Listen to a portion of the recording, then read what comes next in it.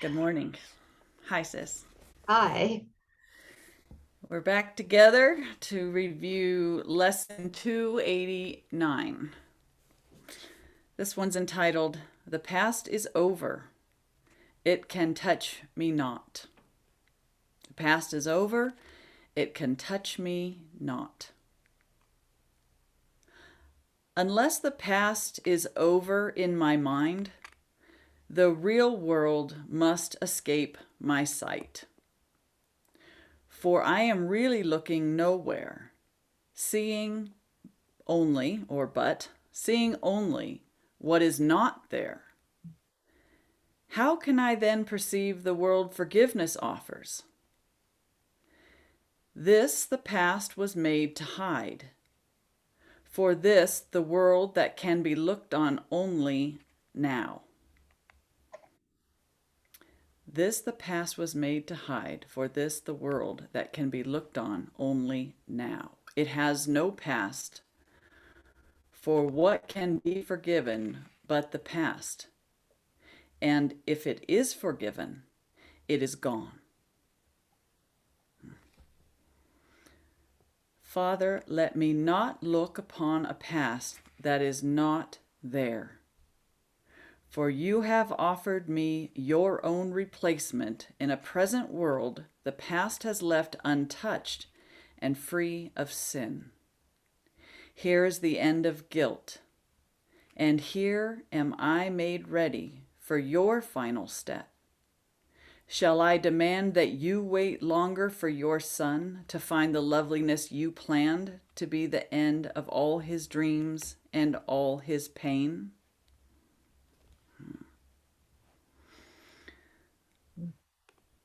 Beautiful reminder that the kingdom of heaven is at hand, which means ongoing right here, right now for us to experience. And that would be our happiness, a forgiven world, a real world. And the thing that interferes with that and prevents us from experiencing that is, again, those triggers in our mind born in the past that we continually, pull forward and allow it to skew our perception, right? Our past definitions, past judgments, our opinions, our conditioning, the stories of mythical me, all of the layers of unforgiveness that we need to undo and to accept that it's not there in truth, and that what we want to see is this option that we have at any moment to experience, which will bring us,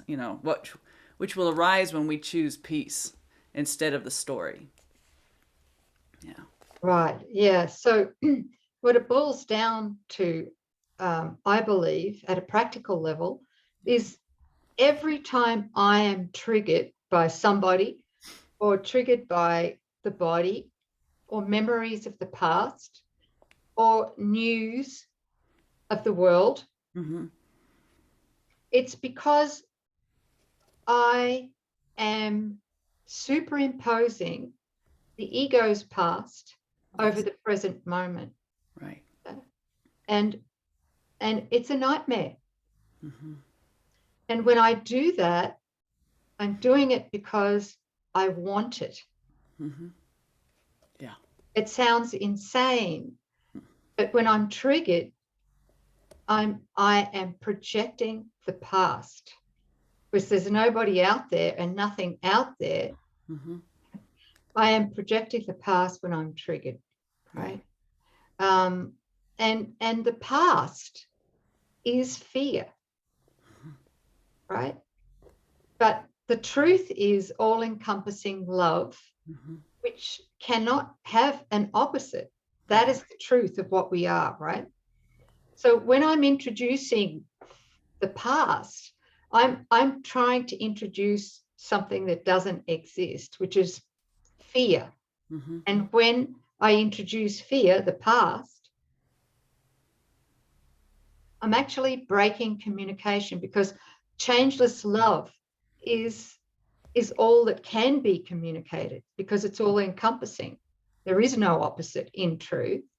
Right. But when I bring the past, fear, into my experience and I believe it and then I react to it, I'm actually breaking communication Right.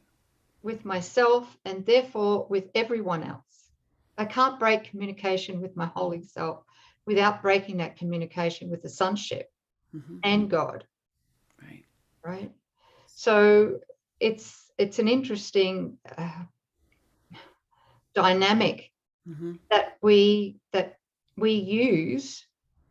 Well, it's not just interesting, it's downright devastating when we are triggered and we don't realize that we've just superimposed the past, which is fear, Right. over the present moment. You know, that's why we need forgiveness. Yeah. And then Jesus does say as well that forgiveness and correction are one and the same. Right. So divine correction is made when I'm willing to see that what I'm triggered by is actually something that I put there. Right. That we Right. wanted. And I think that's really what you're pointing to, is that beautiful next piece, that Jesus is showing us that any selection, when we choose to take the past and bring it forward so that we can look at it and have a reaction to it, it's not about that story. It's not about anything in the world. It's the choice that to allow the mind to go into contraction. And that is the whole point, because once the mind is in a state of contraction, communication, which is our natural state, is eclipsed, right? Right. The mind that's contracted is not open to the state of free flowing communication, which is sharing, which is love, which is creation. So, this communication is the state of God, and it's what we are in our natural state. Yeah. So this is why the ego wants us wrapped up in the past, in the images, contracting down, thinking that they're real, and responding, and we'll never see it. It's just my mind is closed. That was the election. That's bring it to the light, expose it, and forgive it. Run at it. Mm. Yeah. Yeah, we're learning to do that. Yeah. We're learning to do that, right? Yes. And Get yeah, hungry. I think a big part of that, learning to run at it at a practical level, is the application of forgiveness. Yes. But it's also the application on a daily basis in all our relationships and with everyone we speak to, interact with, is the 7 keys to authentic relating. Right. Right? Yeah. We talked about this before, but until we learn to show up authentically, then the past is going to continually be an attractive option to defend ourselves against our present happiness. Yeah. Because our happiness is not in the past. Our happiness is not in the future. Jesus is teaching us that it's here now. And when we superimpose the past upon the present, anytime we get triggered, we're doing that, Yes. right? We're blocking our present happiness. So, and because we're not being authentic, we're not being true to ourselves. Right. So it'd be good to, if you haven't already, beautiful family, if you haven't already got stuck into the 7 keys to authentic relating, start doing so now if you can. And they're going to be just below the video in the resources, quick references or quick resources list or whatever it's called. Yeah, there'll be a bundle of videos that Daniel has done on authentic relating. So each of the 7 keys there's a deep dive into each one of them. So check those out. Yeah. They definitely undo the past very quickly. Yeah. Yep. But, just a word of warning, they do bring the past up to be seen, don't they? Oh, yeah. That's what I'm We have finding. to see it first before we're going to be willing to relinquish it. Right. Yes. Because if we don't see it and see how ugly it is, we're going to still want to keep it. as a defense against love. And the only reason we wouldn't want to look at it is because there'd be judgment around it. It's always remembering that what you're looking at and bringing up from the past, right? It's an impersonal thought system. It's not doesn't have anything to do with you. It's not your thinking, but you mistakenly identified with it. So that's the running at it. You can run at it, you get hungry for it, and you want to see it in everywhere where it's been hiding to bring it to the light because you don't want to be duped by it anymore. Yeah. Yeah. Yeah. That's it. Thanks, sis, for bringing that up, because Yeah. I remember in those early years studying the course, I was still sorting out what I believed was valuable and what was valueless. Mm-hmm. Yeah. Meaning the ego. Yeah. Yeah. Yeah. So I would run at some things, and then I would actively defend others. And I think that as we begin, we Mm-hmm. think we can sort it out through Mm-hmm. the ego filter.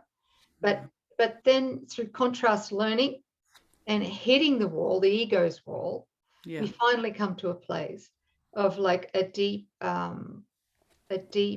positive surrender to Holy Spirit, and just say, you know what, I'm done with sorting out this stuff. You take over. You Right. show me what's valuable and what's valueless. Yeah. Yeah. Yeah. We're not the one that's doing the process. So No. yeah, let it be brought up to your awareness for you. And when it does, it's wow, it's overwhelming. Yeah, to see it all fleshed up for you in the degree that you're willing to see it. Yep. Yeah, but every so-called human will eventually need to go through this particular eye of the needle, Yeah.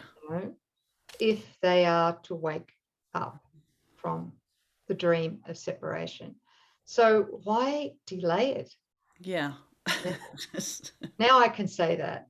Right. The earlier years, I was like, I'm having fun delaying it. Yeah. Yeah. There's still Not something realizing that I that it's want. just Yeah. accumulating more pain. Yeah. Yeah, you have to see that. You have to see that it's seek and don't find and that there's nothing that you want. And you're actually using it to self-destruct. Yeah. What a black comedy. Very, very dark. Yeah. Thank you. Well, thank God the past is over and it can't touch you. Now it's just ours to forgive. Yes. Thank you. Yeah, thank you. Ooh. All right, you guys. Thanks for joining with us. We will see you next time. Thanks, sis. Yeah, Thank you. thank you. Thank you.